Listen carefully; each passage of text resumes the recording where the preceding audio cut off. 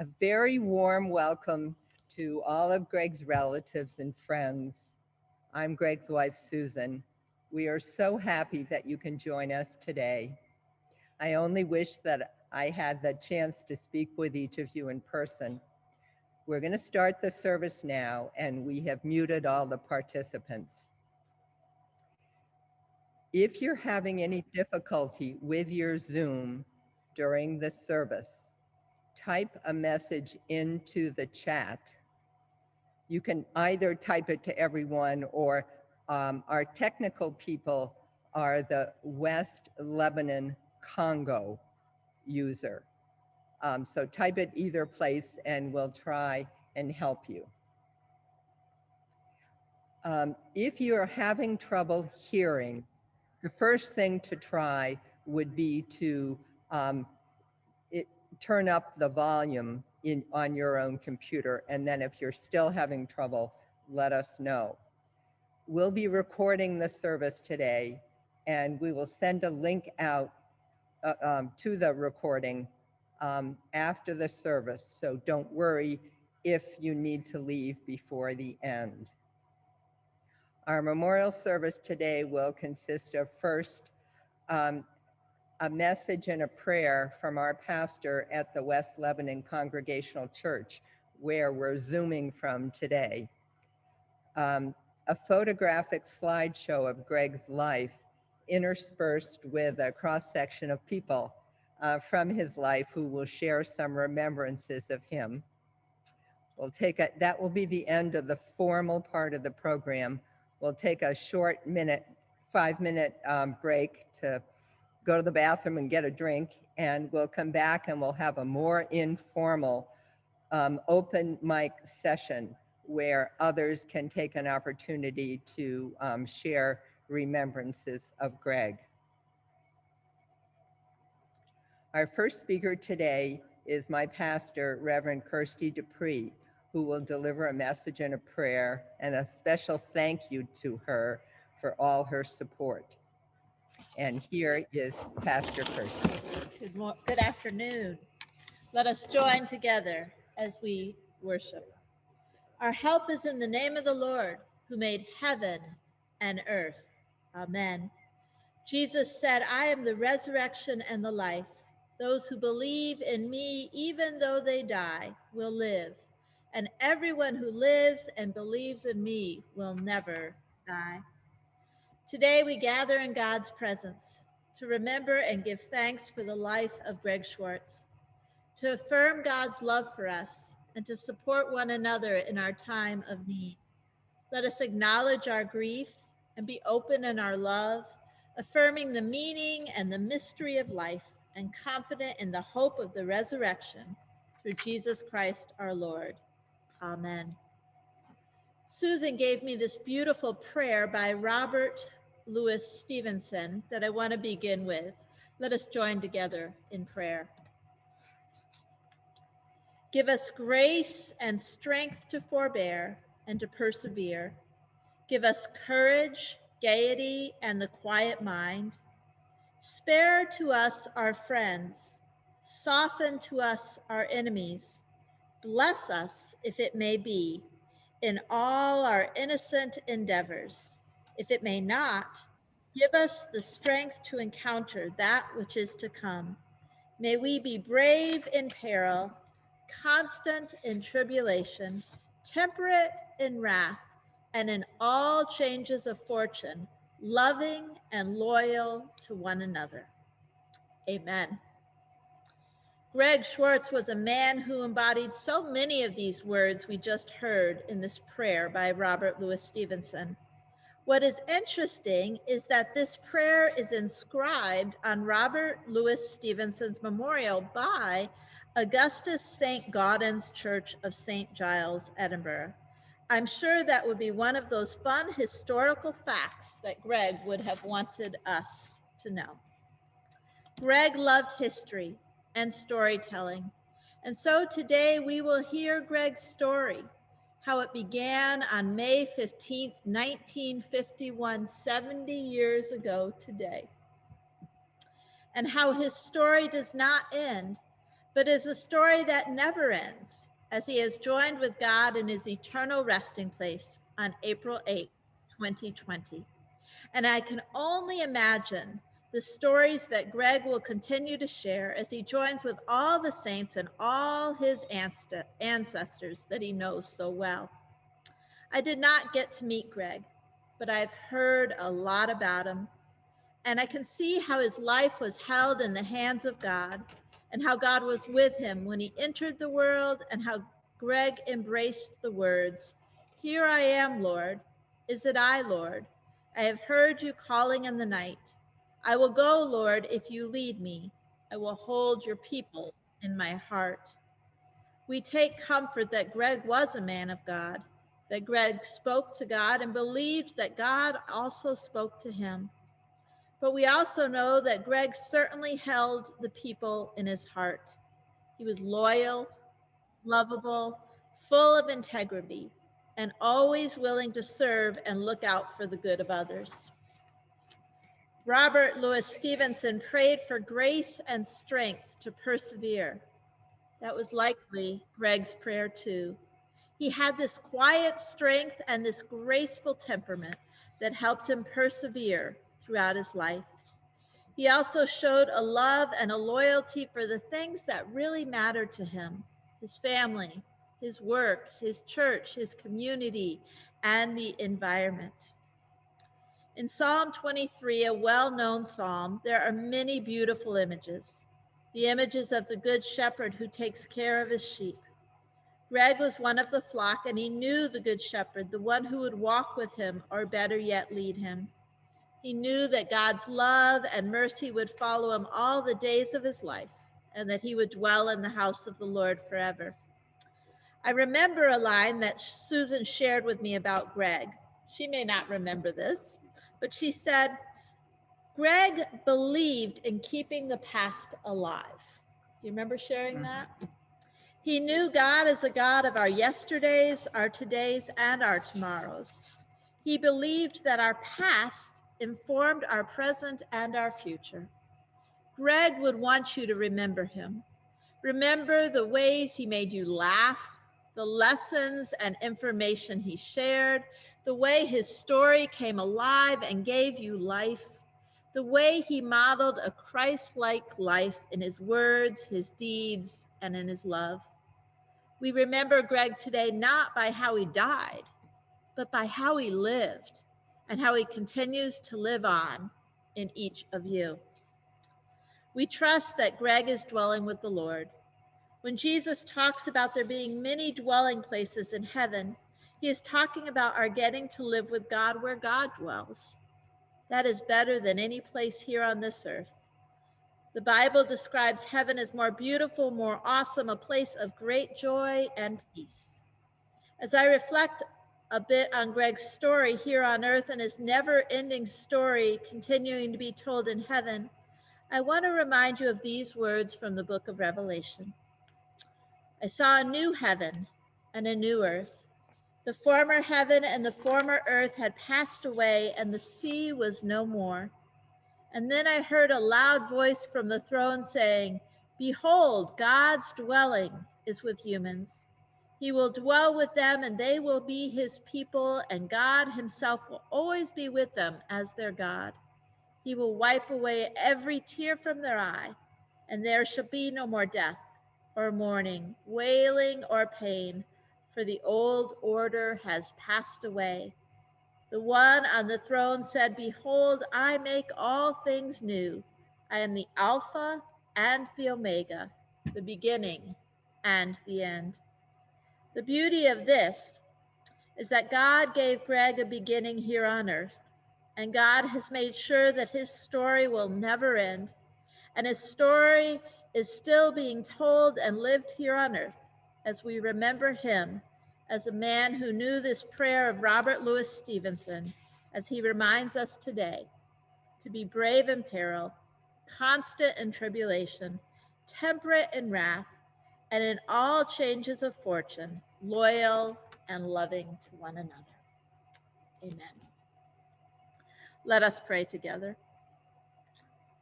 O God, from the dawn of the first day, you have cared for your people. By your hand we were created, in your hand we live, and to your hand we return again. You have revealed yourself in many ways until in the fullness of time your word was made flesh and dwelt among us. In Jesus Christ our Lord, in his life, death, and resurrection, we find our calling in this world and our hope for the world to come. We give you thanks for your children, who, having lived this life in faith, will live eternally with you. And we especially thank you this day for Greg, for the gift of his life, for the grace that you have given him, for all in him that was good and kind and faithful. We give thanks for Greg, for the indelible imprint he has made on our lives, for his soulful side, his playful side, his imaginative side, for his love for family and friends, and for the way he made each one of us feel loved and welcomed. And we thank you that for Greg, death is past, pain has ended, and he has entered into the joy that you have prepared for him in the company of all the saints. Give us faith, O God, to look beyond touch and sight, and in seeing that we are surrounded by so great a cloud of witnesses, enable us to run with perseverance the race that is set before us, looking to Jesus, the author and finisher of our faith, and bring us at last to your eternal peace through Jesus Christ our Lord. Amen. And I will hand it back over to Susan. Thank you, Kirsty. That was wonderful. Start again. Sorry for that. Great. Okay. All right. So I think I was saying that Hildegard came from Germany on a ship at age 2 in 1926 with her parents from the free city of Danzig, which is a port on the Baltic Sea. Hermann was born in the United States, but his parents came from Germany. Greg was the oldest of 4 children, 3 boys and a girl. And they were fortunate to have a lot of extended family in Syracuse. He knew some of his great-grandparents and great aunts and uncles and many cousins.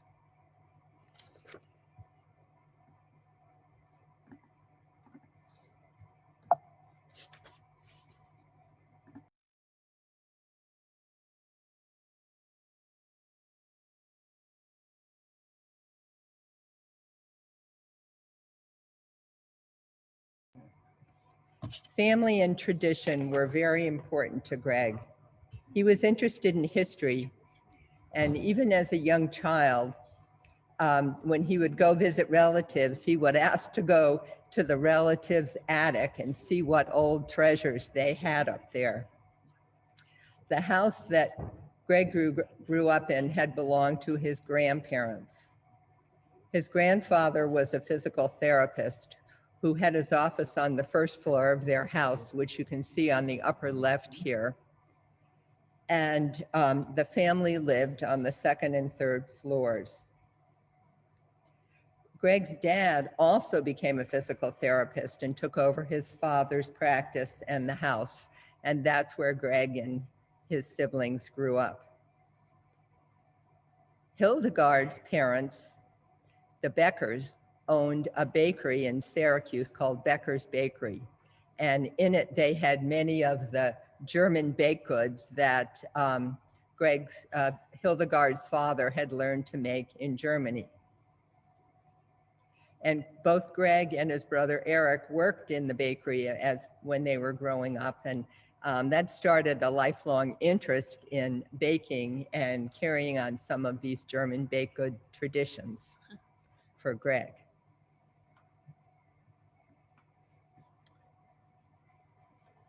Our first speaker today is Greg's brother Eric, who's the 2nd oldest, and he currently lives in Las Cruces, New Mexico, with his wife, Frances. Eric travels a lot, and he just made it back from the United Kingdom last night, And he's also had a chance to visit us quite often in the last few years. So Eric, take it away. Thanks, Susan. Yeah, Greg was 2 years older than myself. And however, in school, he was 3 years older, or if you will, or 3 grades beyond. So in junior high and high school, we never were in the same school at the same time. Growing up, we shared very little interests. As Susan pointed out, Gregory was really into history, genealogy, even back then at times. I remember his books. He was reading a lot, Tom Swift books, Tarzan and all. I was into sports. It was quite evident when you would walk up to our bedroom, which was a converted attic we shared. Going up the stairs, there was all these war relics on the walls and so on. And when you got in the room, I had all my university pennants strewn across the ceiling and sports memorabilia in the room. So we are quite different in that respect. As Susan pointed out, we did not only share a bedroom for many years, but worked in the bakery, as she mentioned. And I recall going out on a Friday, and we used to ride our bikes many times, believe it or not, from the east side to the north side to the bakery. And sitting there on a Friday night, I remember the Wild Wild West show was on TV at those times, and my grandfather would be there, and Gregory would pepper him with questions all about the war and so on, which I kind of half listened to. Then we'd go up to bed and we'd hear this loud banging around midnight. And it was time to make the donuts, as the old commercial said. And we would go down and work early Saturday morning at the bakery. So that was a nice experience that I got to share with him. A couple other memories just growing up. Of course, we had our family vacations every summer to Beach Haven, summer trips out to my grandfather's camp on Tuscarora Lake. Other memories during this time with Gregory, I remember there was the one picture you may have seen on the previous slide. We had a pet parrot growing up named Polly. And I just remember times Gregory would take the cage out in the back and wanted to strengthen Polly's wings and would kind of toss Polly up in the air and she'd come crashing to the ground. But he repeatedly did that, trying to get her to be able to fly and so on. Another memory I have was he and some friends built a sailboat. This memory is kind of faded quite a bit, but I recall them building a sailboat in the backyard. I don't know how it got transported to the camp, but I think it did. And I think he raced, because they would have weekly races there. And if my memory serves me correct, the one race, everybody came in, the other sailboats, and he was nowhere to be found. He was so far back. I think the boat was leaking a lot, things like that.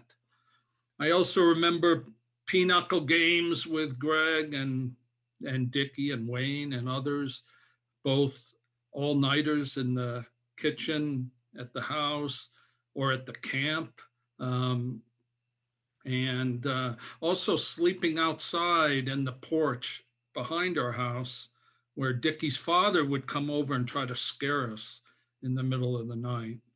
Anyhow, these are kind of the memories growing up. Greg then went off to college and then married Susan, and they settled in New Hampshire, and there was numerous trips to New Hampshire over the years. But the trips I want to highlight that were memorable to me was, number one, he came with me when my father drove down with a U-Haul, drove me to college, where I started at Clemson in South Carolina. And he came along and we stopped at various places along the way. It was really really a nice experience.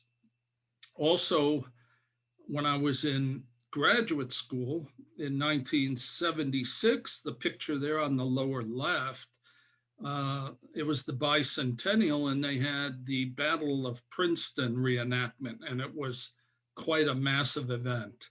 And he and his colleagues from New Hampshire came down, and they had some extra garb, and that's me. And next to myself is a classmate of mine from Bangladesh who also participated, and it was really fun, a good time.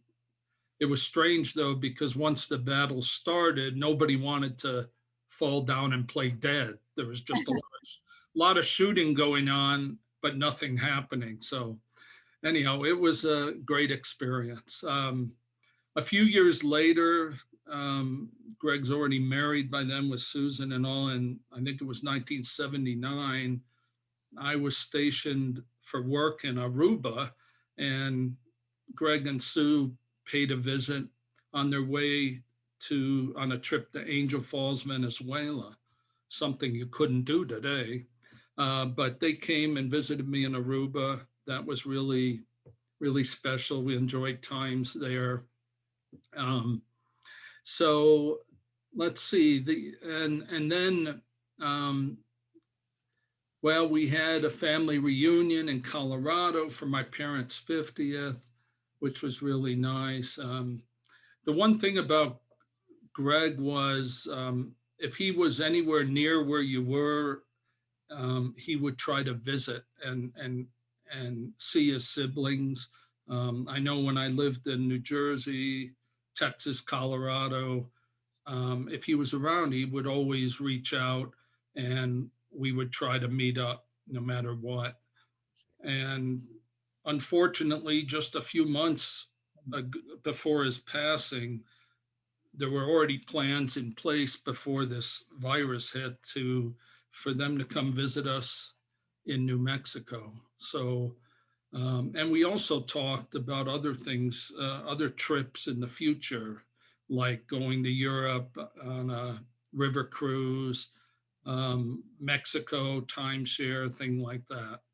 So, as Susan mentioned, I just want to say it's been great that I was able to see him several times, maybe 4 times in the past 2 or 3 years, and especially the last time I was able to see him in August of 19, about 7 months before his passing, when he got to meet my new wife, Frances, and that was really special. So in closing, I just want to say I really miss him. I know we would have spent a lot more time together. I just know I've been blessed to have a brother like Gregory. Thanks. Thank you, Eric. That was great. So our next speaker is Greg's sister, Melanie, who is the 3rd oldest in the family and the only girl. Melanie lives in Tempe, Arizona with her husband, Nick. And so here's Melanie.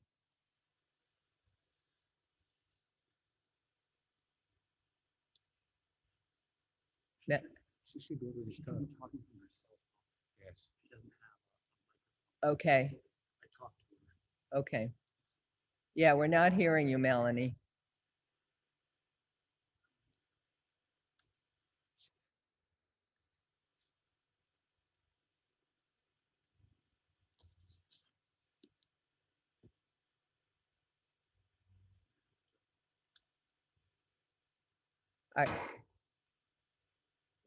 Apparently Melanie is not using her computer audio. She's using her cell phone, and our 2 tech guys are working with her right now.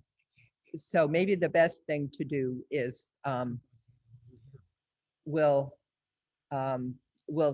come back to Melanie, and I'll go to our next speaker, who is Rich Katz. You can unmute him. Okay. Wait just a moment. Okay. He can unmute himself. I don't recall. Okay. All right. when I got in and out, we lost our hosting ability. So wait just a second here. Yeah, just make it And toast again. yeah, okay. That's why. Wait a minute. All right.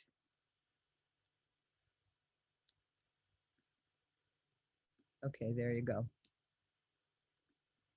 All right. So maybe was that the problem with Melanie? No, she doesn't have any audio. But Rich Okay. Katz should be able to Okay, do it. so we'll go ahead on Rich Katz, who is a lifelong friend of both Greg and Eric, and I think Eric has mentioned him.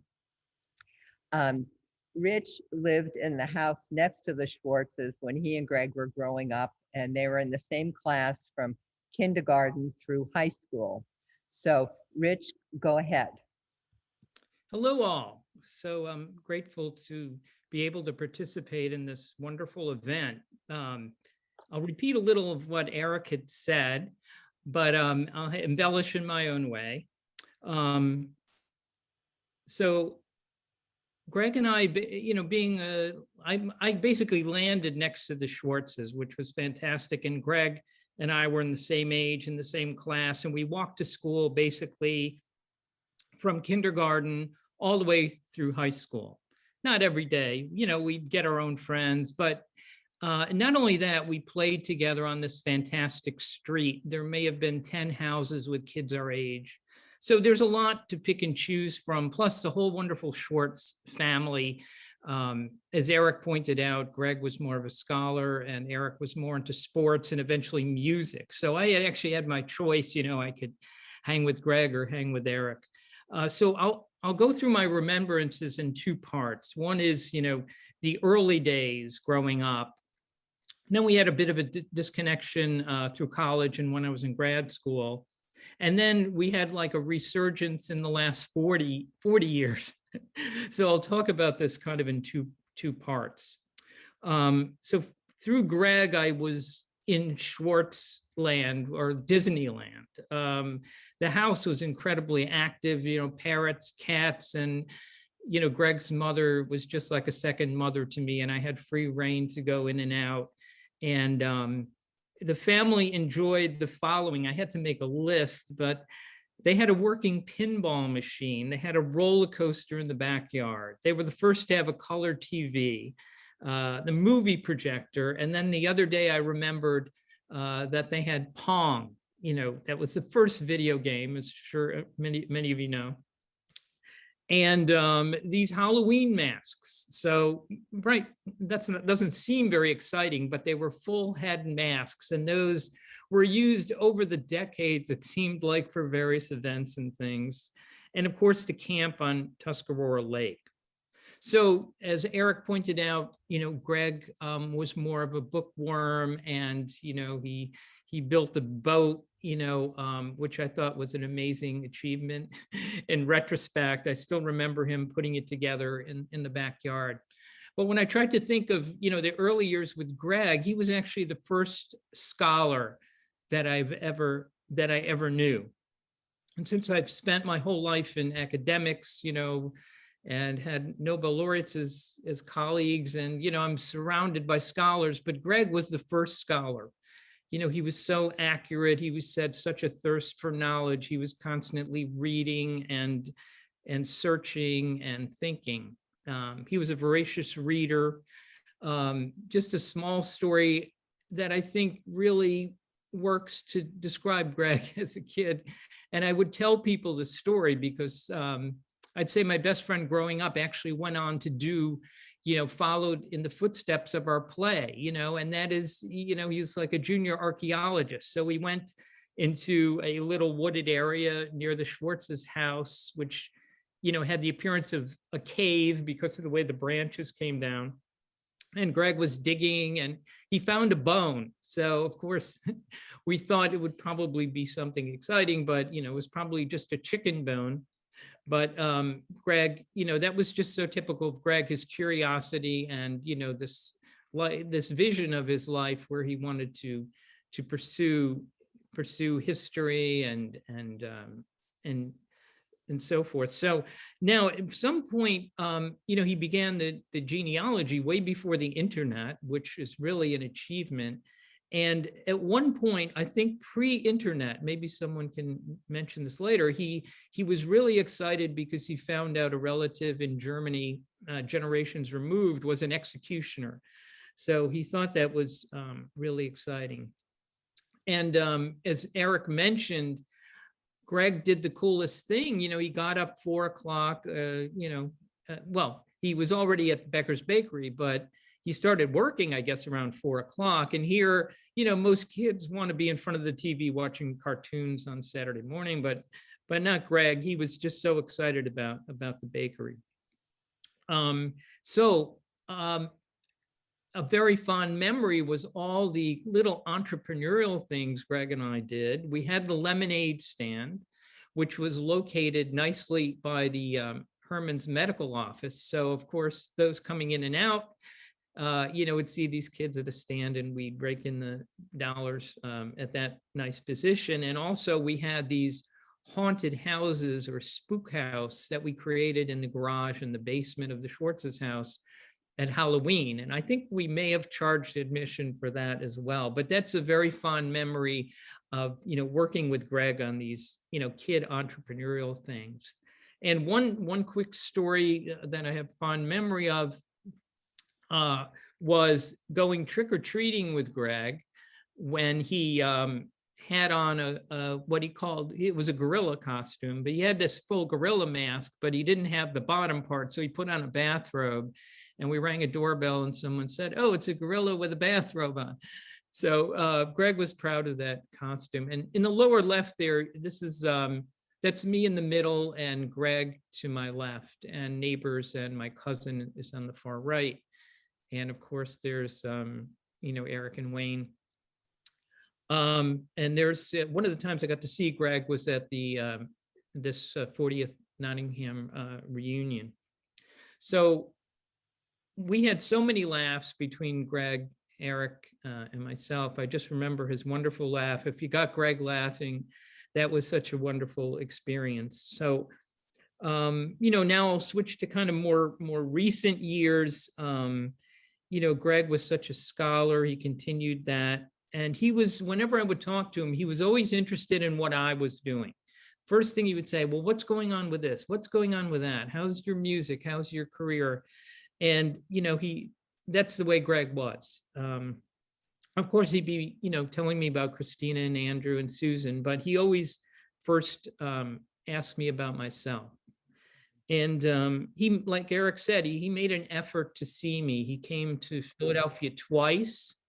And again, it was typical of Greg. He said, "Oh, you're playing guitar in Philadelphia." And he had Henry with him. And he said, "Oh, I'll bring Henry. We'll come hear you play," So we could have met up anywhere, but he wanted to kind of share with me my excitement with my, my music, which I did as an avocation.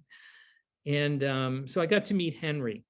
So in the later years, there were 2 visits to Philadelphia and 2 reunions. And that's where I really got to see Greg. And there's the reunion picture. And, he was just so resilient after his injury. He was just like an incredible role model. I never heard him complain about anything. He was just Greg, and he was dealing with it. And it was simply amazing. It was simply amazing. And lastly, he had been helping me in recent years with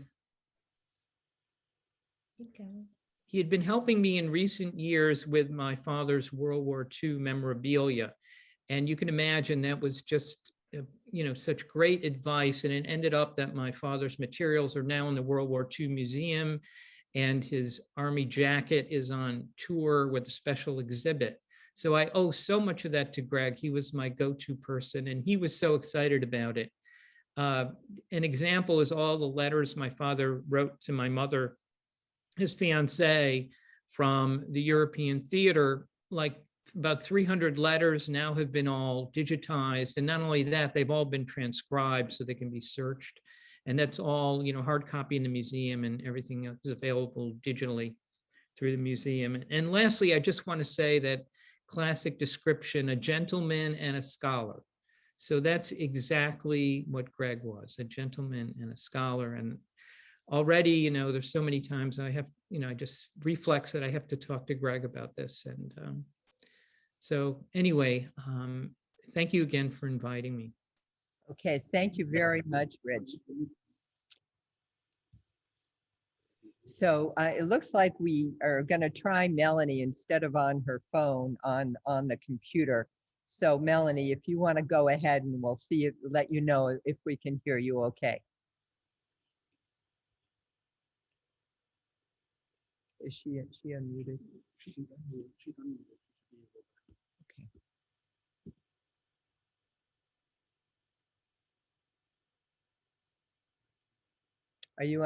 Are you unmuted? Yeah. See it at the top. Melanie Seamans. Yeah. Seamans. Okay. Yeah, for some reason, we're not able to hear you. Keep her volume. Yeah, ask her to turn the volume. Yeah, is your volume, well, no, you're talking into your microphone, so. Okay, well, what you could do, try, Melanie, is maybe getting back, did she get back in and get back out? Yeah. Okay, so anyway, we'll see if we can work on that, and let me go on to the next slide. Okay, so I'm going to be the speaker for the next, probably 8 or 9 slides. Both Greg's education and his career reflect his lifelong interest in history. He has a bachelor and master's degree in history, and later in his career, he took the program in historical administration at Williamsburg, which was particularly useful to him. All of his career was spent either working in museums or at historical sites. So Greg went to Hartwick College, which is in Oneonta, New York, in the Catskills. And I went to the same college, and that's where we met. Hartwick is on a hill in the Susquehanna Valley, and there are lots of steps and beautiful views. Greg and I met in psychology class. He sat next to me one day, and at the end of class, I, an eager freshman, had 4 pages of notes.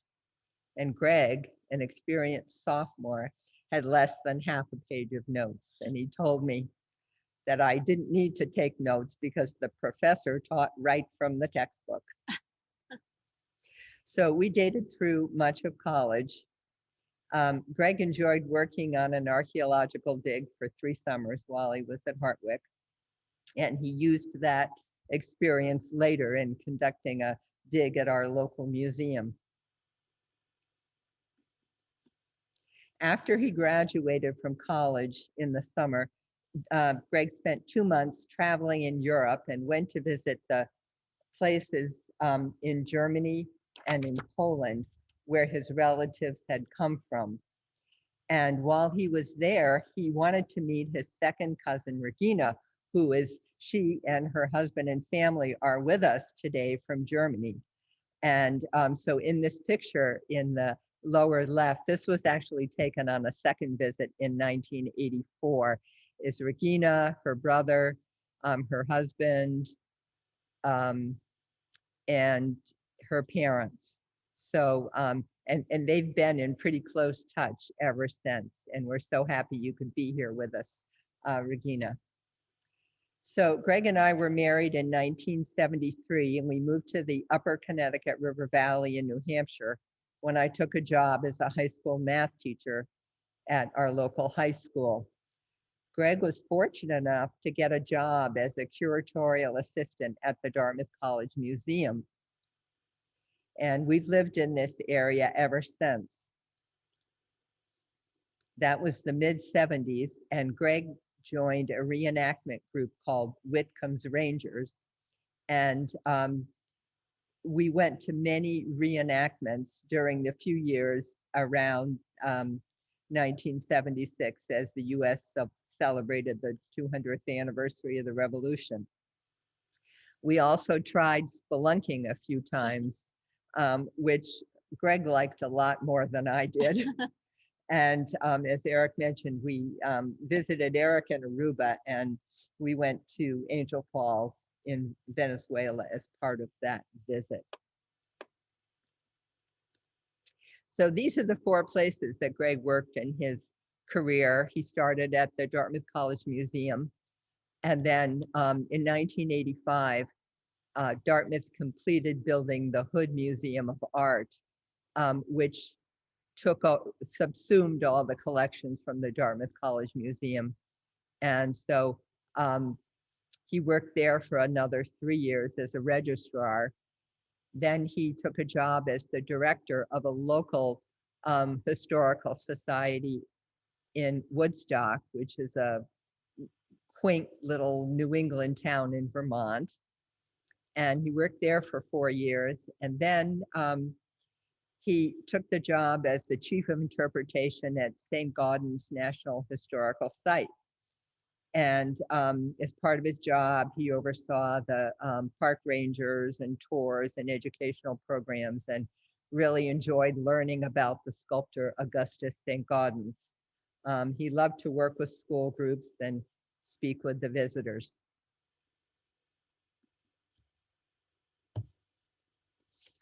While working at Dartmouth, Greg took advantage of being able to take 1 Dartmouth class each term. And he studied 3 terms of Mandarin Chinese, and then took a leave of absence from his job so that he could participate in the Chinese Foreign Study Program in Beijing. He studied Chinese at Beijing Normal University and traveled around China with a group of Dartmouth students. My friend Cheryl Naslund and I went to China during the last month that Greg was there and stayed with the group. We spent a week touring around Beijing and then traveled around China with Greg and the Dartmouth students. And here's we traveled to the south of China, to Guilin, and we went to Sichuan province. And one day we hiked up Mount Ermei, and it was cold when we got to the top, so that they gave everyone a surplus Chinese army coat to wear to keep them warm. My main memory of the night we spent up there was the delicious but very spicy food. The only drink we had at our evening meal was a strong Chinese liquor whose name translated to white lightning. And I remember being very thirsty and also a little bit drunk. Greg's favorite hobby throughout his life was family genealogy. And before the internet, he used to borrow microfiche from the Mormon library in Salt Lake City and then view them at our local Mormon church. He has researched both my family and his family extensively. Now with the internet and so many records online, he was able to make a lot of progress researching his genealogy, and finally in retirement, he was able to spend a lot of time on it.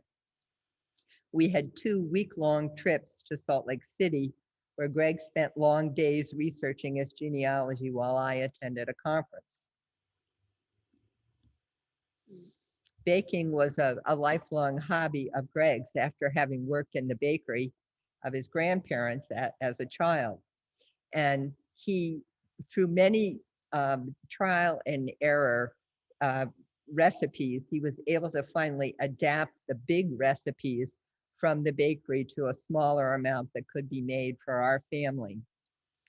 And the top left here shows some of the goodies that he made at Christmas time. He made Stollen and Pfeffernuss and Springerlee, and he made a special cookie cutter in the shape of a parrot, and he made gingerbread parrots, which he colored the same color as one of our pets, our parrot Nicholas. And in the upper right, you see Greg baking, and Nicholas the parrot is looking on. Friends of ours had a yearly box birthday party, and each year Greg would make an instrument totally out of edible ingredients for the party. And here's an example of the flute that he made one year. And he also made a violin and a harpsichord.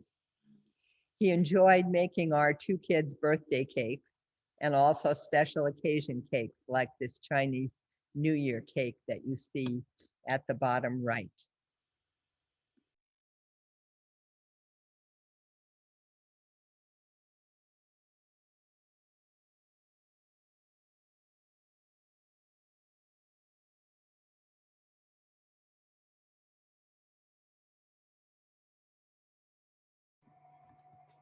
Okay, somehow I got muted again.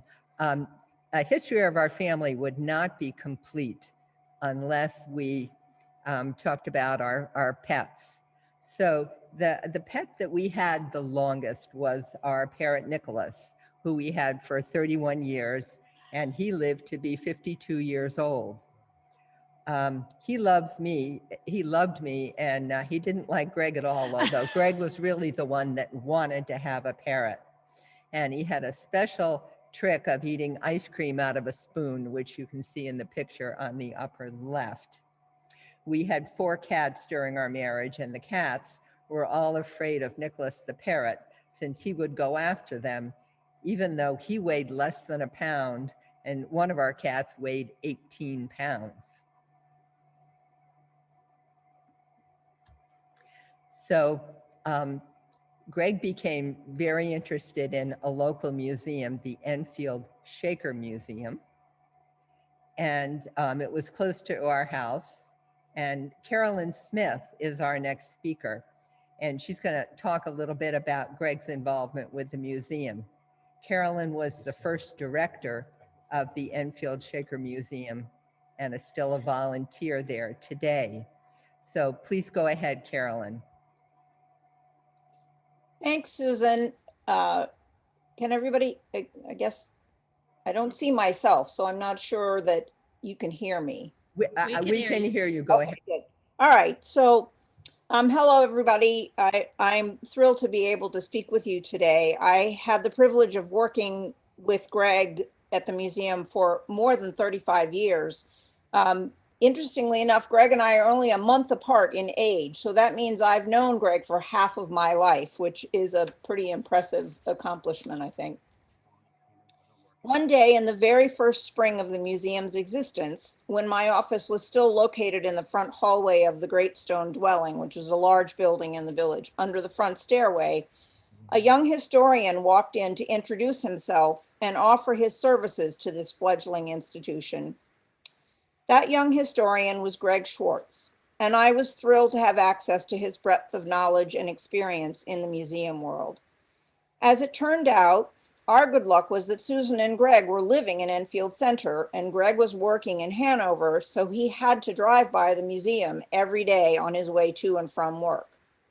On the day that he stopped, Greg's endless intellectual curiosity got the better of him, and he had to stop in and see what was going on. Within a few weeks of his stopping by, Greg had started an archaeological dig, agreed to serve on the very first board of trustees, and become my go-to person for information about all things museum. Greg lent his curatorial knowledge and experience to help us establish our first collections policy and procedures.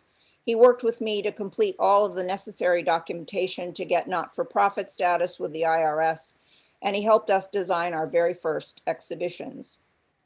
One of Greg's first major interests at the museum was the feast ground. You see the feast ground there on the upper right, which was the outdoor worship space that the Shakers established on what was called Mount Assurance. That's the hillside across from the Great Stone Dwelling. He immediately started researching the Shakers' use and development of these spaces at all of the Shaker villages. And once he found out that the base of the Lord's Stone, which was the center of the feast ground, and you see it in the middle picture there with Greg, Greg has his hand on it, still remained on the hillside in Enfield, he couldn't wait to start digging to find the exact locations of the fountain fence and the perimeter wall posts. In true Greg fashion, he recruited numerous volunteer diggers, and he worked with a local Eagle Scout candidate, Scott Whaler, to clear brush locate post holes, and develop a plan for replacing the fountain fence and several granite fence posts to delineate the feast ground. The work he did in 1987 and 88 is still in place today, and I would encourage all of you who haven't been there but are in the area to visit Mount Assurance, and you will definitely see and feel why Greg felt this was such a special place. The picture there in the middle appeared in a local newspaper, and the woman watching Greg came from National Geographic magazine to inspect Greg's work. And you can imagine how exciting that was for Greg, not just finding what he found, but being involved with such a prestigious publication. By 1980, then in the upper left-hand corner is the Enfield Shaker Museum volunteer celebration in 1987. And Greg is up front and center with his volunteer certificate. I don't know how many he ever had, but lots of them, because Greg was always there at the celebration. By 1989, Greg had become the director of the Woodstock Historical Society. And when he heard that the nearby Green Mountain Perkins Academy Historical Center had a 19th century Enfield Shaker seed box, complete with its original paper label and 92 seed packets, and that they were considering a donation to the Enfield Shaker Museum, he took it upon himself to work with the board there to shepherd the donation. This represented the museum's first major donation of an artifact, and to this day, this seed box is the most complete original Shaker seed box from any community known to exist. So the photo on the bottom left there is Greg accepting the seed box on behalf of the museum. Once Greg went to work at Saint Gaudens and moved to Lebanon, we didn't see as much of him at Enfield, but he was always willing to lend his expertise and knowledge by phone if we needed it. After he retired, he again had the time to attend programs at the museum, and in the fall of 2018, he agreed to come back on the board of trustees. We had started to talk about museum accreditation, and Greg immediately agreed to chair a committee to chart a course for this project. To say that Greg has been an important member of our museum family is an understatement. From the beginning of his involvement, he deepened our understanding of the Shakers and helped shape our interpretation of the Enfield site and the people who lived and worked here. On a personal level, I always appreciated Greg's thoughtful counsel, his warm smile, and never-ending sense of wonder. I was honored to have him as a friend and a colleague. Shirley Vida, who's the current executive director at the museum, summed up Greg's contributions to the museum in this way, and I quote, "Curiosity and curator share the Latin root cura, which means to see, to care, and to help.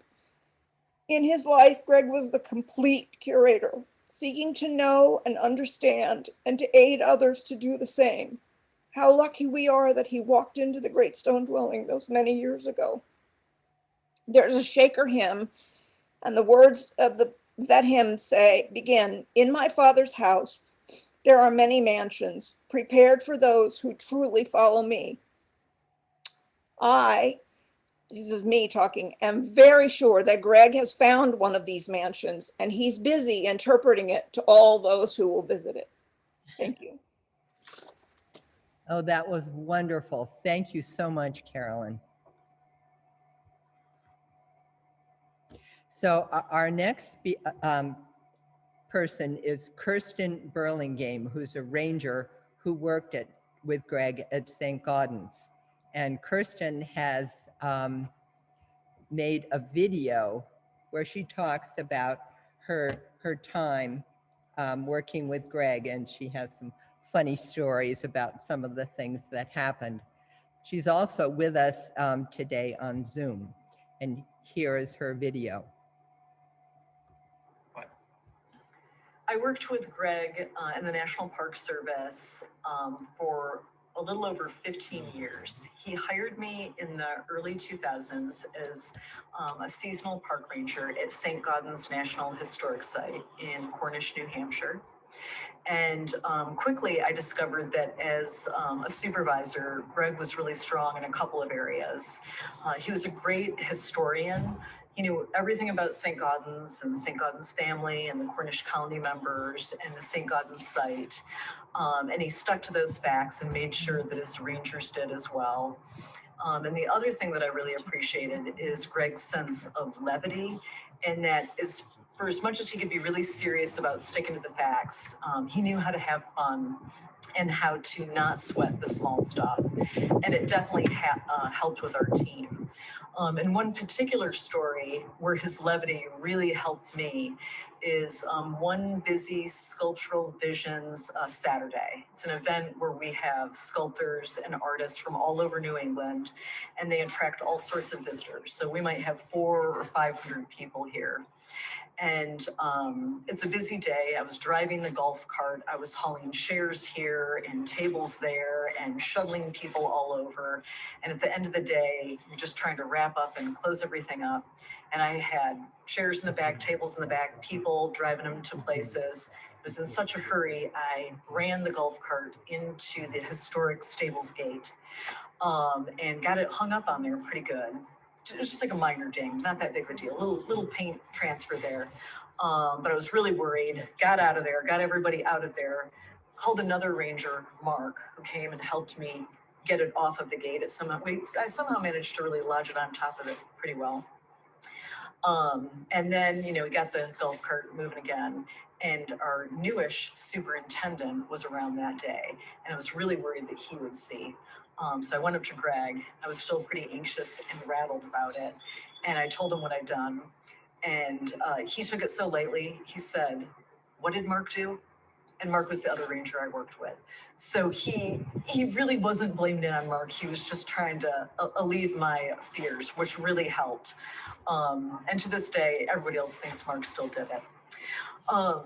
Now, in the 15 years that I worked with Greg, I saw him outside of his Park Service uniform, just in plain clothes, maybe 5 times total. He was really proud of his National Park Service uniform. He wore it every day, and he wore it with pride. A typical Sunday in the summer working with Greg would include him showing up with a mug of coffee in the same mug that he used for 15 years, which was a mug that his son Andrew decorated in the 1st grade. I never saw him use any other mug. And then he'd bring a dozen donuts in for the rangers and the volunteers. So we always appreciated that on Sunday. He'd help us set up for the concerts that we had. And then later on, somebody might be giving a tour in front of the Shaw Memorial. And Greg you wouldn't know it. You'd be talking to the visitors. Greg would be tucked in the hedge somewhere behind the Shaw listening in. And largely he was critiquing us, and he'd give us feedback later. But a lot of times he was taking in information and coming up with new ways to tell the story as well. So he was giving us advice, but taking in some things for his own delivery of things, which I appreciated. On a personal note, my family and my husband Jace and my daughters really appreciated Greg. My first season in 2003, Greg and Susan, his wife, hosted a potluck for all the rangers at their house, which was really nice. And Greg, in anticipation of my husband and I bringing our 3-year-old daughter, Eva, at that time, said, well, we're going to set up this antique roller coaster that we have. So when I showed up, Greg and his son Andrew had set up this 25-foot 1950s backyard roller coaster that had the dips and all this. And I was like, wow, what kind of safety precautions are there? It looked like basically a square skateboard with like a lap belt. And Andrew demonstrated for Eva how it worked. And I just remember thinking, I hope Eva chooses not to go on it. But I didn't want to offend Greg. Unfortunately, she did choose not to go on it. And Greg was totally fine with that. But I appreciated the links that he went to set up something kind of fun for her. One time when my daughters were probably 4 and 9, maybe 5 and 10, I had to bring them to work with me because my husband had to work at the Dartmouth Library for the day.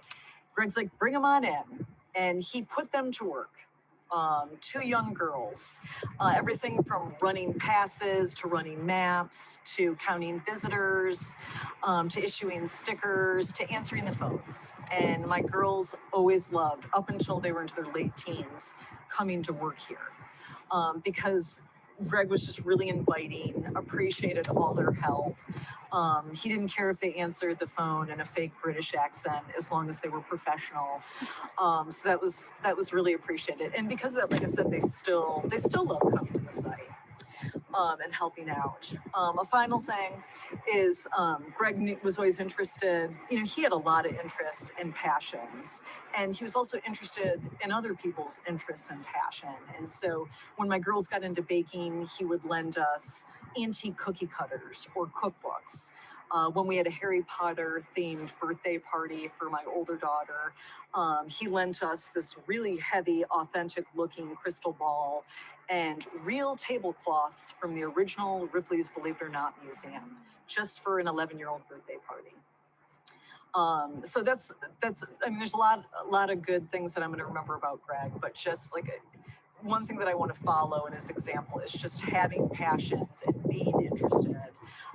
He was a really good listener about that. So I'm going to miss you, Greg. Thanks. Thank you so much, Kerstin. That was wonderful. And so our next speaker is Henry Duffy, who is the curator at Saint Gaudens. And he and Greg have worked together for more than 20 years. And it turns out that Henry grew up in Syracuse, so they shared some common places in Syracuse that they had been to as a youth. So here we have Henry. Go ahead, please. Thank you. And I am starting with, if you look in the lower right, there's an object there. If anybody who grew up in Syracuse in the late 50s or early 60s, this is like a secret handshake, because I've never heard or seen of a monorail in a department store anywhere else, but you can see the monorail in Edwards department store in Syracuse, and I'm convinced that that's where Greg and I met. We don't know, but we went to different schools. We would have gone to the same high school, but I'm convinced that we're one of those little kids in the picture there. But anyway, it was a wonderful thing, and the memories of Syracuse were the thing that first drew the two of us together. And after that, of course, we realized that we were both kind of crazy interested in genealogy and history. I appreciated Greg's knowledge, but also his great ability to share it. And you can see in the lower left there, a tour that he's giving to Fran Manella, who's the woman on the right, who was at the time the director of the Park Service. She was in the administration of the second President Bush. Whenever there would be VIP visitors, Greg would lead the tour and always really work hard to get these people as passionate about the park as the rest of us were. I have to say, like so many other people have said, that the other thing that I appreciated with Greg was his humor. And if you look up at the top right, there's a building which figures in what became a lasting joke for us. In 1999, the park sent a retrospective exhibit of the work of Augustus Saint Gaudens to France.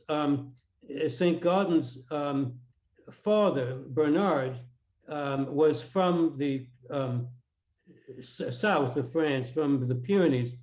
So the exhibit went first to the city of Toulouse, and then afterwards traveled up north to Picardy, to a place called Blérancourt.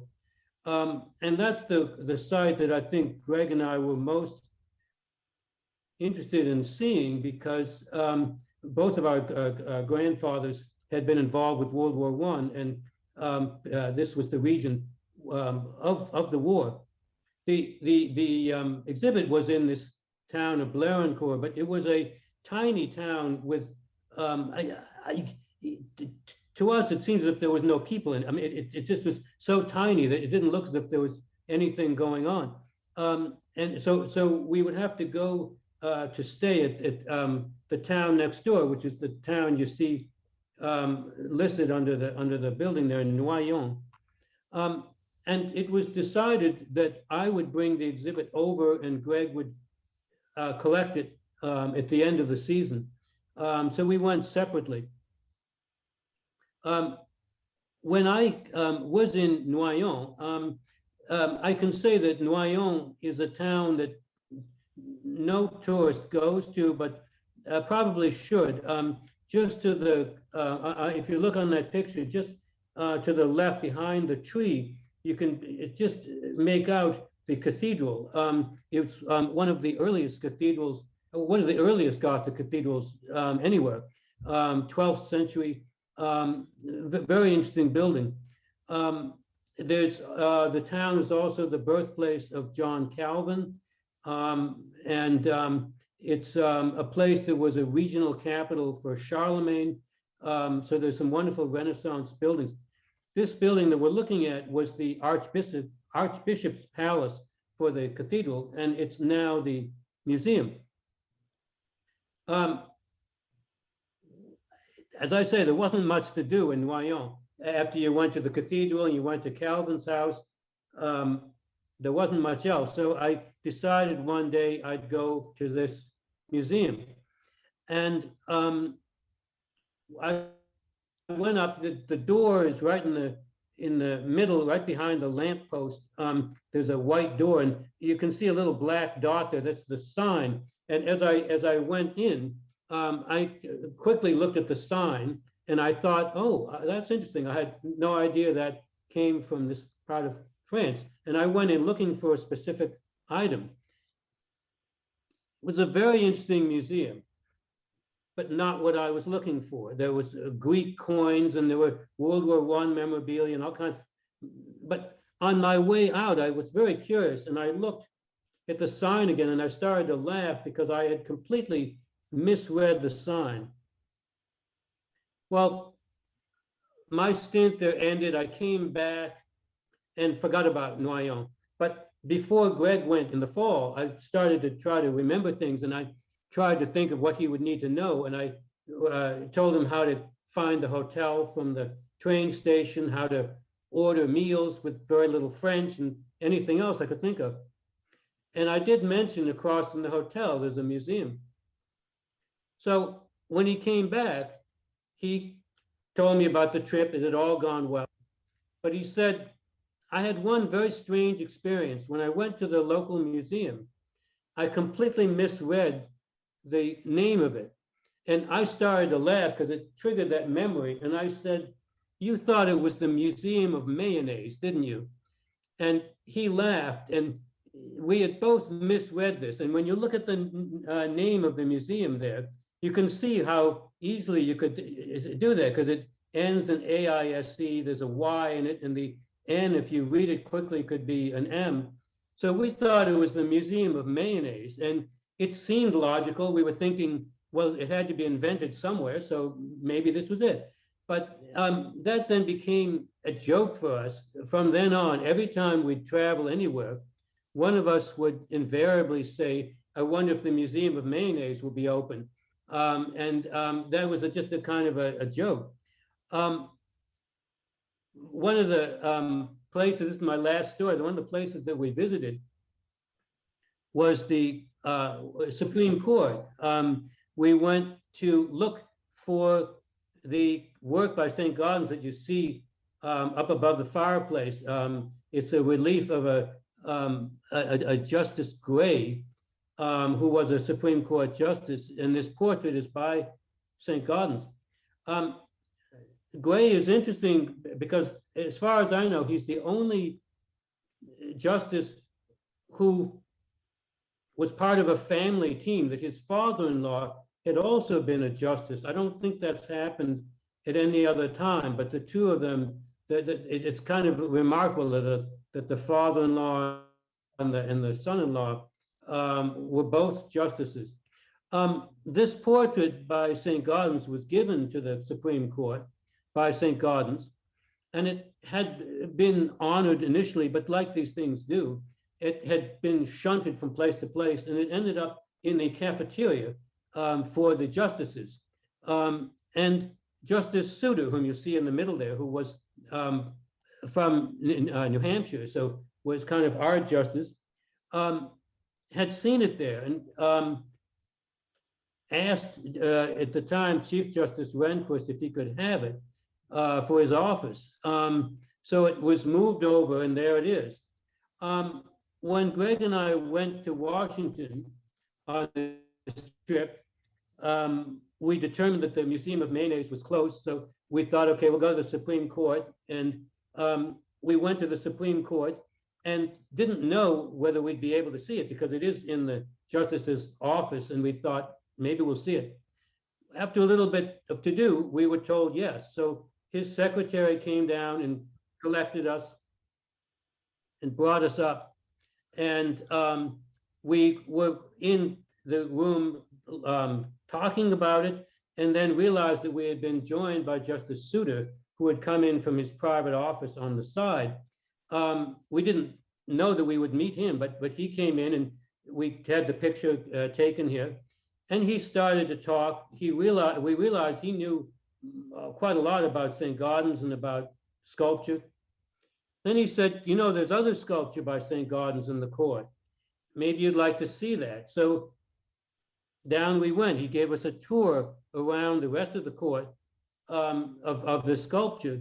And he finally ended up at the courtroom itself. And he said, have you ever been in? And no, because when you go to visit, there's a fence. You can kind of peek in, but you don't go in it. So he went up to the guard. I noticed that when he walked up to the guard, the policeman stood at attention and saluted. When Greg and I walked by, he just kind of gave us a suspicious look, like, who are these people? But anyway, we were let in, and the Souter said, have you ever seen where the justices sit? And of course not. We said, no, we haven't. So he said, well, come on up. So we went through a little back, through a curtain, through a little back corridor, and ended up on the bench up where the justices sit. And it was kind of fun to see the name tags of all these people. And that was quite an experience. And in front of us, on the high up on the wall, in an area that the public wouldn't see, was a very long sculptural relief that's by Adolf Weinman, who is one of Saint Gaudens' favorite pupils. And the justice told us that it told about the history of law. And he said, sometimes if the people talk too long, as I may be doing right now, he would find himself looking at this, trying to figure out what was what the story meant, which is kind of a funny story. And that's kind of some of the memories that I have of Greg, and I'm glad we've had the experience of knowing him. And he left the park with grace and dignity, and that's the way I remember him. Thank you. Thank you very much, Henry. That was very informative.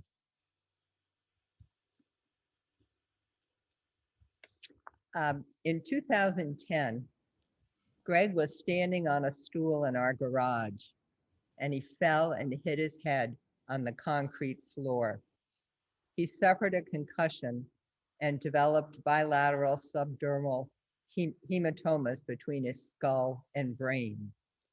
During surgery to remove the hematomas, a resident who was operating on Greg made an error which caused injury to the left side of his brain. After the surgery, Greg was unable to move his right arm and leg and was not able to speak. He spent 8 weeks in a rehabilitation hospital and had physical therapy and speech therapy. He recovered most of his speech and partial use of his leg and arm. After his stay in the rehab hospital, his doctors recommended that he work regularly with a trainer who could help him continue his recovery. We were very lucky to be put in touch with Bonnie McDonald, a trainer who works at the River Valley Club. Bonnie and Greg worked together for 10 years up until the time of his death in 2020. And I'm so happy that Bonnie could be with us today, and you see them pictured together here in the River Valley Club. So here is Bonnie McDonald. Thanks, Susan. Yeah, I remember that day when you guys came in, and as she said, I worked with Greg for 10 years at RVC, and despite his circumstances, I can count on one hand the times that he expressed frustration for things that he couldn't do, or that, you know, he walked slower than most people, but he was so tenacious. He always showed up early for his sessions and would stay later doing extra work. And just really, really, really wanted to do the best that he could to make the most improvement that we could, given what we were working with. As everybody said, he had an insatiable curiosity, and he would always come up with, you know, things that he had read or seen. And it's like, you know, what do you know about this? And if it was a topic I knew about, like dogs or horses or exercise, you know, he wanted some clarification about what he had read, and wanted my input. I also foster dogs for a rescue, and like someone else had spoken, he was always interested in what was going on with your life, and he would remember dogs from months ago that had been placed. How's that Lucy doing? You know, and it was just the fact that I knew he had heard and remembered and cared. It was pretty remarkable. He was just he's just so positive. And other people have spoken about his love of history, and which we talked a ton about his genealogical research and how much he loved that. And the one thing that I can say about history is that he believed firmly that there was no good music produced after the 1960s. So we had a lot of arguments about that. I'm like, come on, nope. Nothing good was made after 1960s. And also, again, his sense of humor, I'll never forget this. I was going to Cancun by myself to take a vacation, and he asked me, you know, what are you gonna like run on the beach? Number one, I don't run, but two, I said, well, I'm going by myself, and you know, nobody would miss me if I disappeared. I'm a beer drinker. I like my beer. And Greg said, without missing a beat, deadpan, well, I'm sure the bartenders would miss you. So, and I was like, touche, Greg, touche. So I miss him. It's just so surreal that we lost him right when COVID started. And I'm so sorry, you know, that we can't be together in person. And, but I'm so grateful for being asked to speak. And thank you very much. Thank you, Bonnie, and thank you for everything that you did for Greg. So now, thanks to our tech team here, we think we have Melanie, Greg's sister, available to speak. And so we'll put Melanie in here, and she'll be followed by our two children, Andrew and Kristina. So Melanie, please go ahead.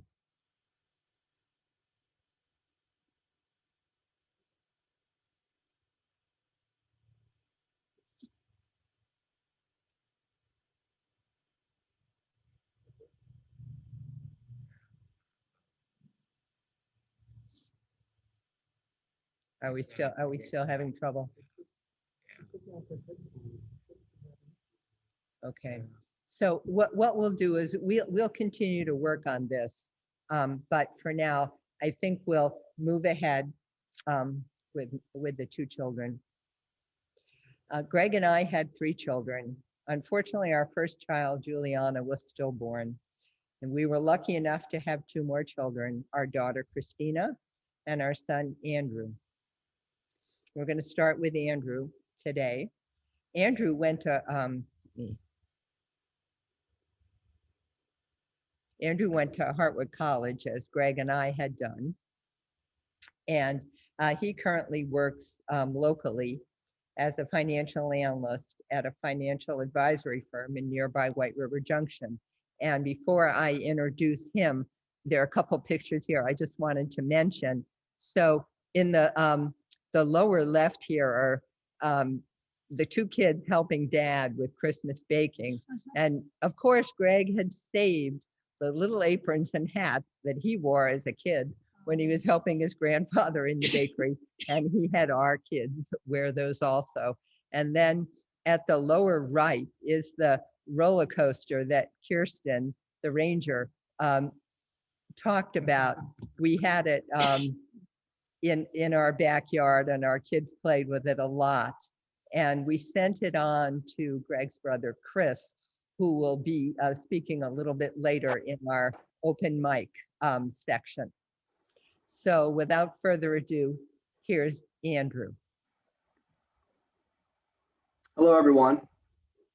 My name is Andrew Schwarz. I'm Greg's son. To me, my dad was such a good father, husband, and role model. I think about what dads strive to do with his life and what I admire about my dad. I admire his love and commitment to his family, his integrity, his passion for learning, and respect he had for the history of many things and the stories that people told. Dad was a superb father, the best I could have asked for. He always made a positive effort to spend time with and be involved in my life. He always volunteered and became a part of the many activities that he encouraged me to take part in as a kid.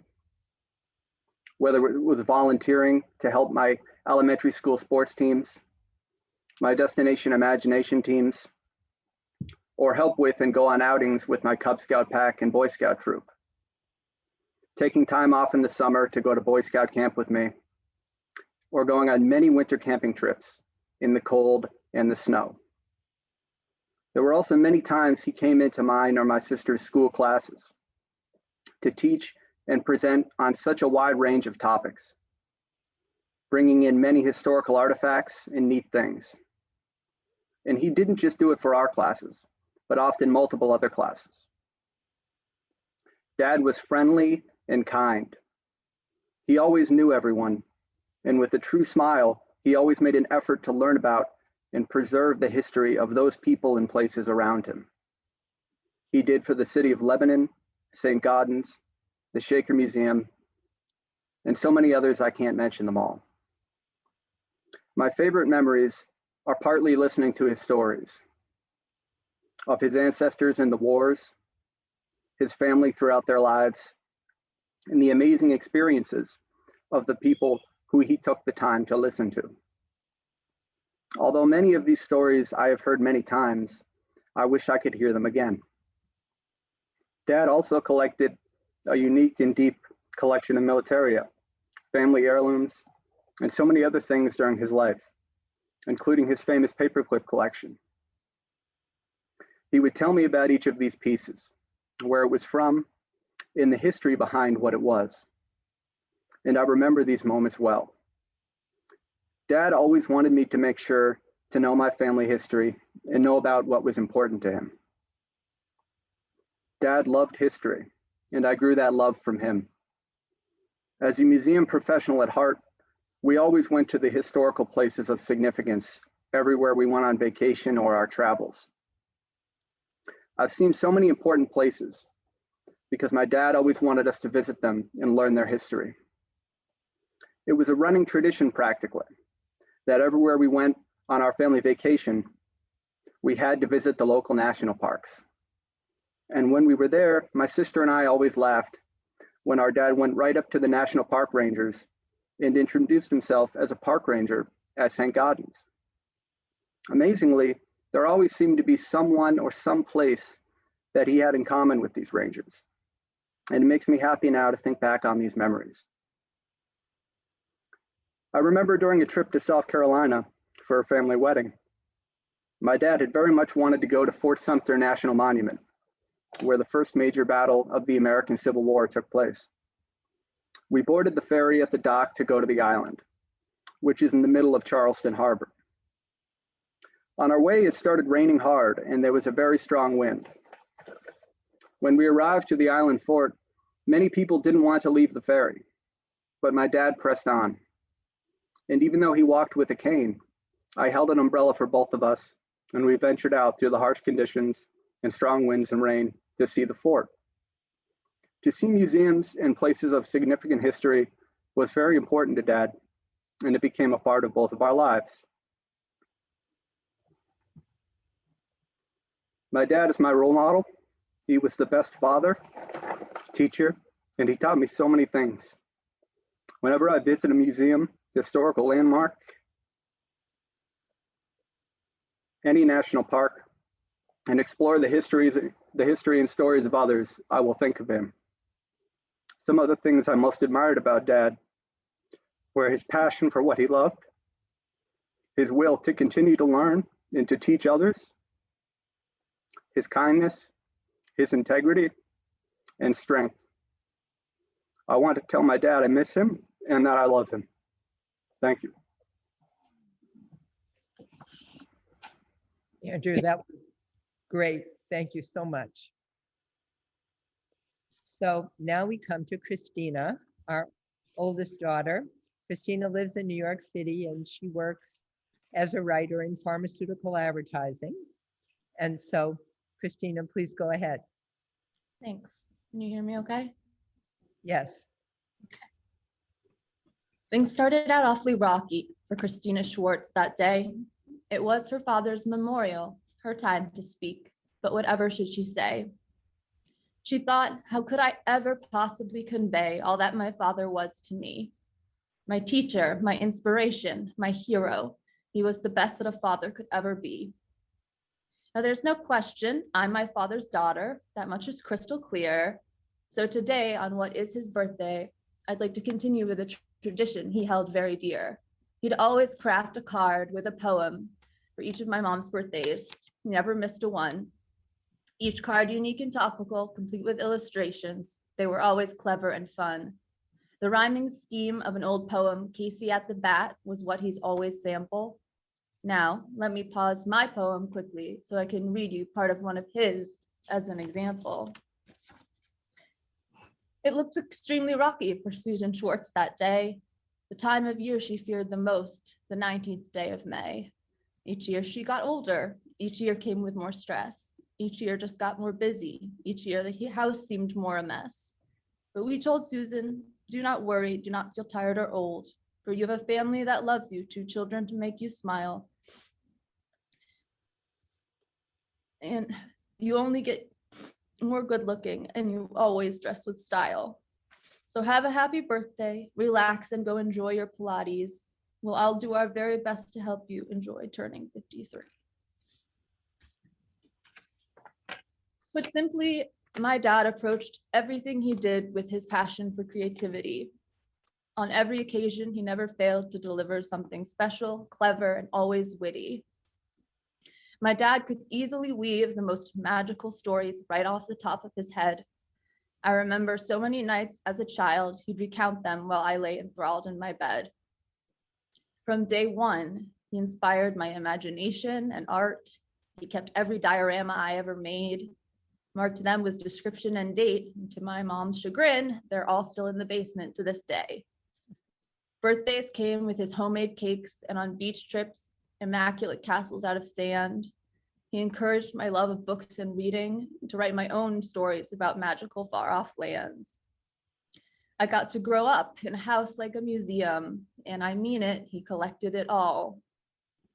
From rare antiques, souvenirs from all across the world, down to the tusk of a narwhal. He taught me who I was and where I came from through his love of genealogy. He brought the ghosts of the past back to life, all those names that were a part of creating me. He also taught me that I myself am already magic just the way I am, reminding me to always trust my intuition as my greatest gift over and over again. We took amazing vacations, trips across the country until every state had a mark. And of course, you best believe when I tell you, I've been to almost every national park. When winter came, he'd build us full-size igloos and creatures out of snow. And when we'd go sledding, he'd smirk and say, why not give that antique sleigh a go? During the holidays, he'd bake German cookies from his grandparents' original recipe, a long-standing family tradition. We'd have Pfeffernuss, Marzipan, Stellen, and Springerly. And perhaps most magical of all was his perseverance when the worst of luck befell him. He learned to walk, to talk, yet never once complained. His outlook was never grim. So now when the world at times can seem so dark, even in this bright month of May, my father reminded us all that no matter what befalls us, we have a light inside to lead our way. So on this Zoom, in these 3 minutes, there's only so much I could ever say about my father, but I hope I share just how truly magical in every way it was to grow up as his daughter. And while I can only hope to be half of everything that my father was and could be, I'll always know through all he taught and gave, a part of him will always be here with me. Throughout the next chapter of my life, in all I do, in the best times and when things get hard, he lives on in my humor, in my passions, and of course, whenever I make someone a birthday card. There are so many examples of all the times that my dad either made or created or thought of something special for someone in our family. I mean, even listing them all would be pages and pages. And I just wanted to share one recent example. For those who know me, growing up, this swing set in our backyard was always a very integral part of my childhood and even my adulthood. We played on it as children, and then, you know, even after I was an adult and would come home, it still would be standing there, and I still use it. I still go swing on it because, you know, it's relaxing and fun to do. But over the years, you know, it was made out of wood and very old, and it started to fall apart. And my dad, you know, despite having really only the use of one arm, would reinforce it every year for me with, you know, iron chains so that the swings weren't just going to fall off the wood, which they did sometimes.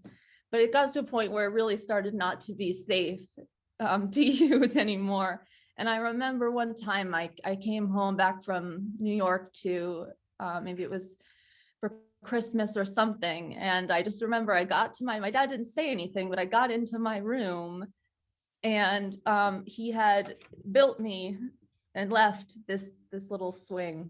Aww.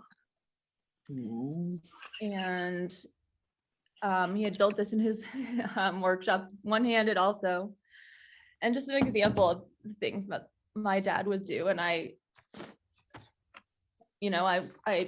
have so many moments now where I wish that I could ask him something, because he just, you know, my dad knew everything. You know, he had the most amazing memory and passion for all sorts of information, you know, whether it was our family history or general history, or in his technological prowess was also very well appreciated in our house. And now just the amount of times that I wish that I could just ask him all the things that I didn't get a chance to, and get to hear him one more time, and his voice, and him calling me Tina, which he's the only person that I ever allowed to call me that nickname. And I just want to tell my dad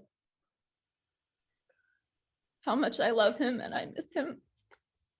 And I'm so thankful that I was his daughter. Thank you.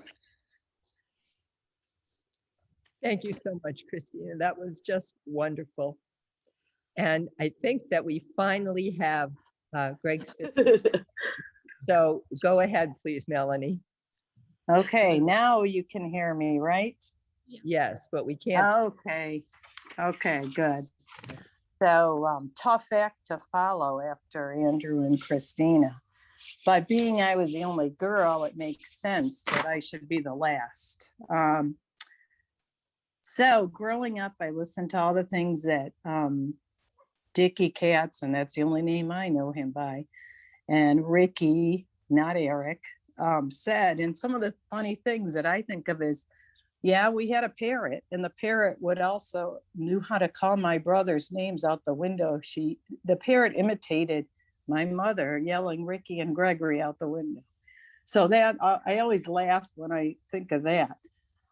Growing up, Gregory was a little over than 3 years older than me. So when I was young, I remember most his weapons and his artifacts, and how all my friends would be really scared looking at the stairs, walking up to the room with all the bayonets and different things that we won't talk about. They're not politically correct anymore. But he was always reading. He was the serious one. He was the smart one. He focused on the family history. And every time we wanted to ask just a little question about somebody's history or background, we had to be prepared that it would take hours. And he just would know everything, as Kristina said, about everything. But it was a dissertation. One thing that as we got older that I realized is we had the same sense of humor, and mostly when I took care of my mother out here in Arizona. And him and I were the power of attorneys. So we had to talk a lot about what was going on with, my mom's health or finances. And we always had the similar kind of humor to kind of lighten up the situation with her. But as she got older, we always said from the beginning, Greg was mom's favorite, always. And so it was our long joke between Ricky, Chris, and I. And so one day when my mother was out here and she had a little dementia at the time. And I said, I know Gregory's your favorite. And she said, well, there is something about your firstborn that will never be different. So in the end, he really was the favorite. One thing, some of the memories I have stand out older because he left when I was only 13 or 14 years old, the house, because he went to college earlier than most. But I had my first beer with Gregory at Hartwick. I don't know, I can't remember the situation of why I was there, but I was about 15 or 14 years old. And he took me to have a big, dark Irish beer. And I remember that clearly. So that's kind of a unique memory to have with Gregory. He was truly a big brother. One of the other things I remember is Nick and I were engaged and we were up visiting Gregory and Susan. He wouldn't let us be anywhere near each other. We couldn't hold hands or anything because he was the big brother looking over the family. So that was in the 70s when people, did more than hold hands together. So that was kind of a weird thing for us, but he was the strict brother. So being born on May 15th makes you a Taurus, which is the sign of the bull, right? And that makes you down to earth, pleasant, easy to get along with. Susan knew that because after he married her, all we ever heard was, yes, Susan, yes. He always, happy wife, happy life. He learned early on. He was reliable, he was stubborn, he was stable, and he was determined. So he had all the traits also of the firstborn, which is you're the responsible one. You oversee the family. So that his strength and determination stand out most after his brain injury to me, being the healthcare sister, as he called me all the time, because that was the master plan in taking care of my mom. She's going to you because you're the healthcare sister. So when he had his brain injury and Susan called, I went out to see him, and I hadn't seen him in a while in New Hampshire. And we went to the rehab center, and it was shortly after the accident. And I remember how he would get frustrated with Susan and I. We were trying to ask questions about passwords and things, and he would get frustrated with us. But he you could just see it. And I looked at her when we got back and I said, I don't know, you have a 2-story house. I can't see him walking up there again. And I have a lot of experience with people that have that kind of injury. I never thought in a million years he could go back to work, walk in the house, go upstairs, never. But he did. He put his mind to it and proved us all wrong. Went back to work, which is, the thing he loved most, besides his family, of course. But I never would have gave it to him, but he persevered. There was nothing stopped him. And even in healthcare, I think I would have gave up, but he never did.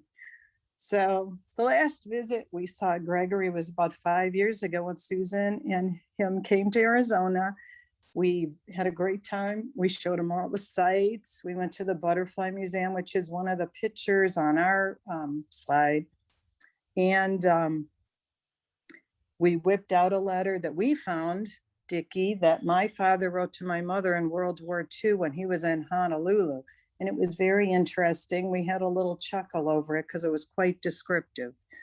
But he was a brother that just made me laugh because he had that sarcastic humor. He was a serious one. He'd send me secret packages. I have them in the safe here, and they'd say, don't lose, don't misplace this, with all the family information. And like Kristina, I wish he was around, because the older you get, you want to ask those questions. When we were young, it was just, how long do we have to listen to him about one little thing? But anyways, happy birthday to Gregory, 70. And I'm sure he's up there just taking notes and meeting all those relatives that he read so much about in history. So thank you all for your kind words about my brother. We all miss him. Thank you so much, Melanie. I'm glad we were finally able to get all the technological issues out of the way. So as we come to the close of the formal part of the program, in a moment, Pastor Kerstin is going to give a final prayer. And then why don't we do that? And then I'll tell you, we're going to take a break and what will happen after that. So let me give the screen to Pastor Kerstin. Let us come together and pray. Go, silent friend, your life has found its ending. To dust returns your weary mortal frame. God, who before birth called you into being, now calls you back, his accent still the same. You cannot cling to life forever, nor can we cling to a dying frame. Nor do we begrudge you that peace which passes understanding, which you have promised us. So go to heaven, where you will welcome those who die in your faith, whose death, your death, we remember. Tell them that we love them, that we miss them, that they are not forgotten. And cheered by the prospect of a day when there will be no more death or parting, and all shall be well and all shall be one, may they who have died before us be among the first to welcome us to heaven. Till then, keep us in faith, fill us with hope, deepen us through love, to the glory of God. Amen. Thank you, Kerstin. So now we're going to have a 5-minute break so everyone can go get a drink or a snack or go to the bathroom. And when we come back, we're going to have the open mic part of the program. And there we're going to let anyone who would like to contribute for just a minute or two speak. And I'll tell you how we're going to do that when we come back. Or actually, let me mention it now in case you want to do it while we're on the break. If you're interested in speaking, would you write into the chat that you would like to speak? And for those of you who know how to raise your hand in Zoom, you could also do that. So let's see, I guess it's about 3:23. Let's come back around 3:28 and we'll continue. But if for any reason you need to leave, that's perfectly fine. And as I said, we'll have a recording at some point in the next few days. So let's take a break.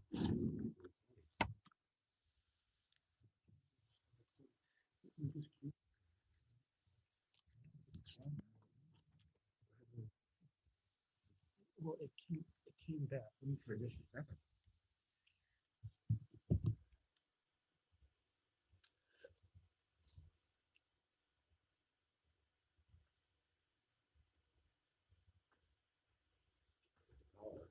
Well, no, no,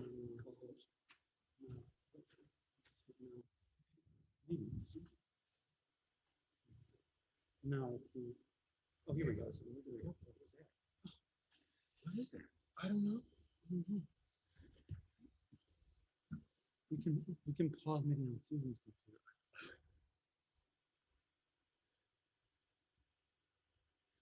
We go to recording.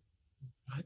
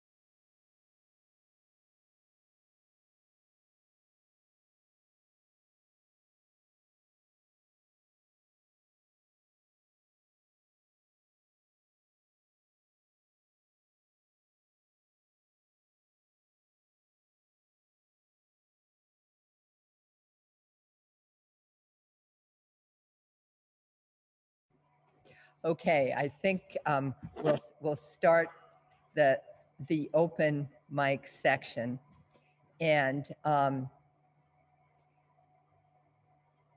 the first speaker will be. Let me say first of all that if you could speak for 2 minutes or less, that would be great. So that way we won't, have an hours long memorial service. So Chris Schwarz is Greg's younger brother, and he's the one of the 4 children we haven't heard from already. So, and let me also say that Chris now has that roller coaster that you saw in his backyard for his youngest son. So please go ahead, Chris. I unmuted him. Thank you. Okay. He muted himself. Oh, Chris, you're muted. You unmute yourself. Okay, there you are. You had to allow me. Okay, we're good, right? Can you hear me? Yes. Okay. Yeah, I was probably 6 years old when Gregory went to college. So unfortunately, I didn't have a long childhood with him. I do have memories. One of the memories is he would spend hours and hours taking nails out of boards so he could reuse the nails. That was interesting.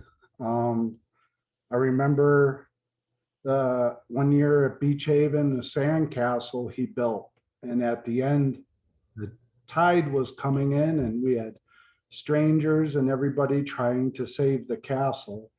And of course, you can't fight Mother Nature. Another funny one was Gregory trying to learn to play the bagpipes. That was interesting. I liked it when he was curator at the Dartmouth Museum. He allowed me to touch a mummy and play with things from Ripley's Believe It or Not. It was a really cool experience. I hope he doesn't get in trouble for letting me touch a mummy.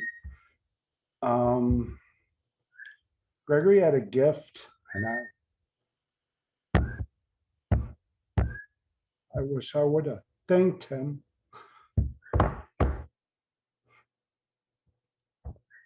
But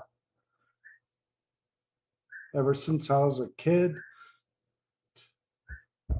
to the last time I talked,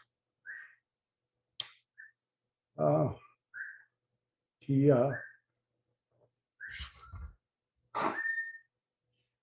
always made me feel like I was important.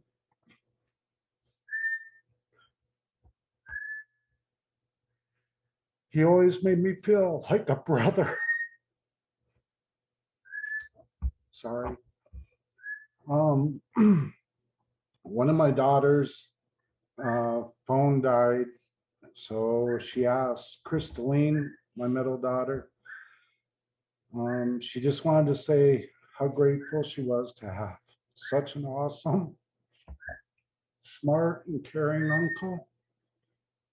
Wish they could have been closer, but was grateful to have spoken to him a few months before passing about the growing family and her new husband, Brian, and child, Camilla.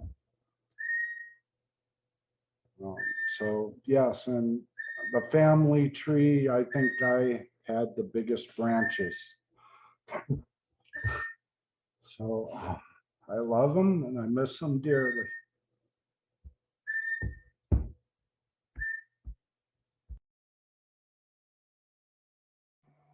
Thank you very much, Chris. That was great. So our next speaker is going to be Dick Naslund, and the Naslunds have been friends of ours since I think 1978, and that's a long time. And Dick and his late wife, Cheryl, are very dear friends of ours. So please go ahead, Dick. Hi. Sorry. Yeah, Cheryl and I actually, 1979, I believe, we moved to the Upper Valley, and we were there for 8 years. Got very close with Susan and Greg. I remember that Susan and Cheryl were pregnant together with our firstborn, and when Susan lost Juliana. So they were very close. And we've stayed in touch over the years. They're really the only ones from the Upper Valley we stay in close contact with. And one of our daughters went to Hartwick, mainly at Greg and Susan's recommendation. And so we saw them there because they overlapped, my daughter overlapped with Andrew at Hartwick. I just want to say, as one of Greg's contemporaries, I'm about six months older than Greg, just seeing the courage with which he handled adversity, his strength, determination, and good nature sure makes growing old a lot easier. It's a lot less scary now, just seeing how you can handle adversity when life throws things at you. I've never seen anyone handle it like he did. That's all I can say.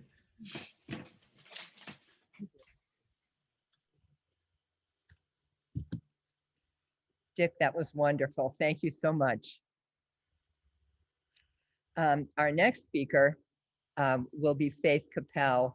And I think probably we've been friends with Faith, who also used to live in the Upper Valley, as long as we have with the Naslunds. So please go ahead, Faith. Thank you, Susan. Well, I want to talk about the first time I met Greg.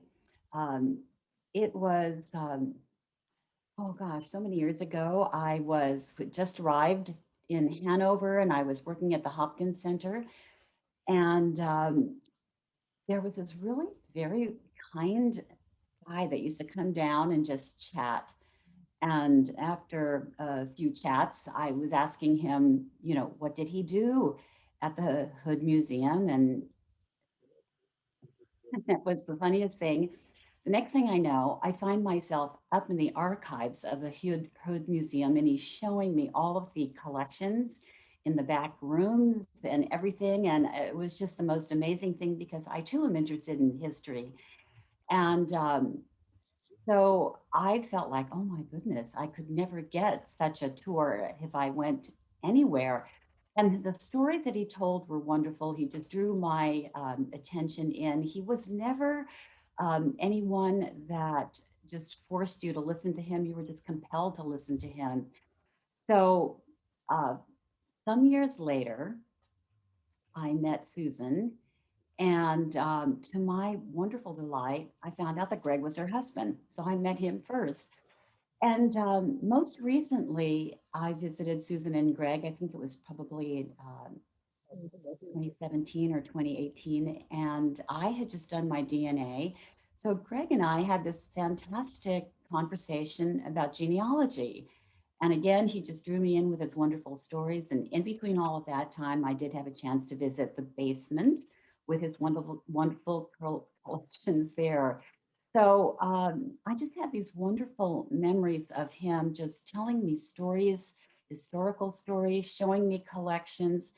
I'm not saying anything that others have said on this in this meeting, but for me, it was just really special times with Greg. So thank you, Susan, for letting me speak. Oh, thank you so much, Faith. And the next speaker will be Bill. And Bill, if you're there, I'm not sure which Bill you are. So go ahead, please.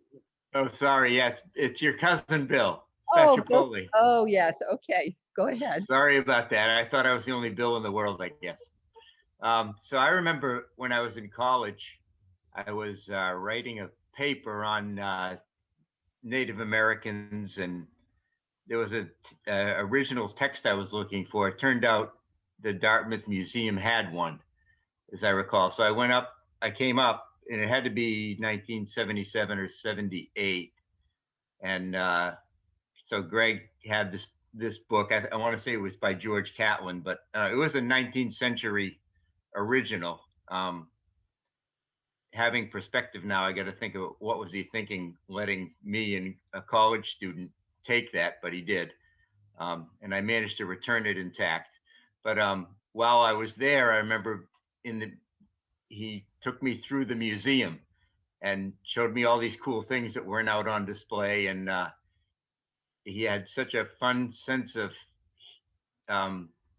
curiosity, but also humor. And I remember specifically, he showed me this South American blowgun, and he had made some modifications to the darts. Fortunately, they were no longer curare tipped, which is, I guess, how the natives in South America use them to paralyze the prey. But we ended up using this blowgun. He had modified the darts so that we could play darts with it. So that was my introduction to his just this great sense of humor and sense of caring. I mean, to loan me that book and just let me take it and trust me, it was great. He was a wonderful, wonderful guy. Thank you. Thank you. I know he thought you were too. And so our next speaker is Virginia Drye. And I'm here with my mother, Margaret. We both knew Greg from Saint Gaudens. He actually inspired me to get a degree in history, which I am working on right now, so I can one day become a national park ranger at Saint Gaudens. But as everybody said, he collected everything. And a few years ago, right after he retired, I was doing a World War I memorial kind of display, and I had very little to display with. And Greg emailed me and he said, "What do you want? I'll bring boxes, whatever you need." And so that was my display, was my findings of the Plainfield World War I soldiers who served, and his memorabilia.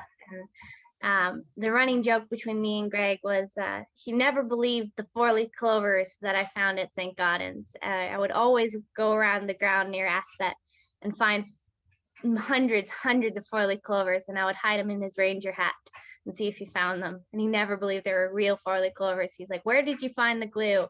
I know that you made these up. These are wrong." And that was our running joke. So I always think of Greg whenever I find a 4-leaf clover. I want to say that Greg was the most laid back national park ranger I have ever met in my life. And our work together was mostly first aid involved, because my husband and I do the first aid coverage for the Sunday concert series, and I was the CPR I am the CPR instructor at the park. And we helped together to make it a safe place for people to come. And I know that he was really cared about the guests that they had there, and it showed. And my biggest, I think the moment I remember, the greatest triumph of the human spirit, was that after a long few years of silence, I realized that Greg was at the microphone and once again talking, and he was introducing the concert series. It was one of the highlights of my time there. Oh, thank you so much. That's great. Well, I think that brings us to the end of our open mic session. And I'd like to thank you all again for coming and making this a really special day for his family. And I look forward to seeing all of you in person over the next year or so. So thank you again. And we're going to end the service now.